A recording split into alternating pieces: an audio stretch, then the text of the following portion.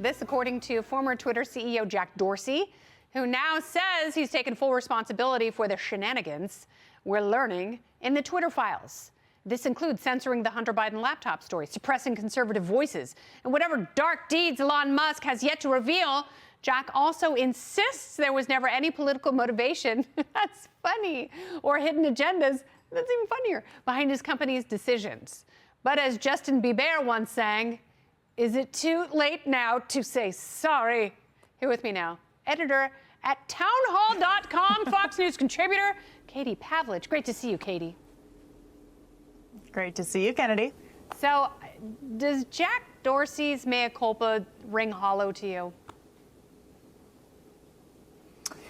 Well, it rings hollow in the sense that he's trying to argue that there were no political reasons why these things were happening. Obviously, with all of the emails and traffic that we've seen behind the scenes, we know that's not true. Twitter obviously was run by a bunch of liberal activists. But I think it's more interesting to look at the bigger picture when you read through basically what he wrote about what happened to Twitter. And CEOs across the country who are running big corporations can take some lessons from him in the sense that he says, look, I got pushed around. I allowed activists to come into the company and to make these arguments that we should be censoring information, and they did. And then everything started to fall apart because we couldn't keep up with what we had set ourselves up for.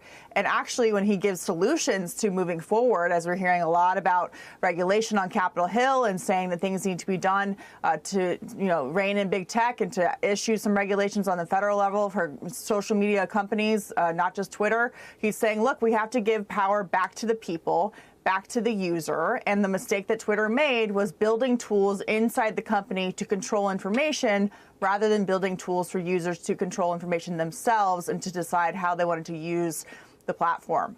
So it's interesting to read through what he wrote. Yes. And I think that people watching should really take some lessons about not allowing your company to be taken over by a bunch of woke activists, because it will fall apart and you will lose the company. And they will never like you. You will never appease them. You will never make them happy. There's no way that you can move their agenda forward satisfactorily. They will always find a way to pick you apart. Yeah. And, it's really convenient for him to say now, but, he was the CEO of a company that was valued at the time for billions of dollars. And, all we knew about him was that he was drinking salt shakes, which was just, salt and water and lemon juice, and he would walk to work 5 miles and he wouldn't eat until Friday. It's like, buddy, grab a sandwich and grow a pair and run your company. and it's like, and for him to say, like, it wasn't them, it was me. It's like, yeah, it was you and it was them and it was political. And I do think he committed perjury in 2018 when he sat before Congress under oath and said that Twitter wasn't shadow banning people. They were, and it wasn't just one way that they were doing it. That's one of the things we've learned in the Twitter files is they were developing on the fly a number of tools and a number of ways of suppressing voices. And you're absolutely right. It should have been just between the user and the person following them.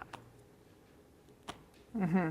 Well, and look, they will say they were lying. They were lying to the public. They were not following the guidelines they were putting out to users. They were breaking their own rules left and right. They were implementing new policy on the fly that conveniently went one way on the political spectrum during election season when they were saying they were trying to prevent interference in elections. Mm-hmm. But the bigger issue, I think, here is that, yes, they shadow banned conservatives. They censored information, which was wrong. But who was behind that and who were they partnering with? The federal government. Yes. The FBI was working with them to censor information. And so when Congress takes this up, it's not just about regulating big tech, which I think they don't have a lot of experience with and could go very poorly given how the government doesn't regulate things very well. And government is run by old people. The FBI going around the First Amendment. Yes. It was the FBI, CIA, DHS, all meeting with Twitter to suppress speech. That's where the censorship comes from. That's the issue. Amen. Take Pavlich, sing to the choir. Exactly. All right, thank you, girl.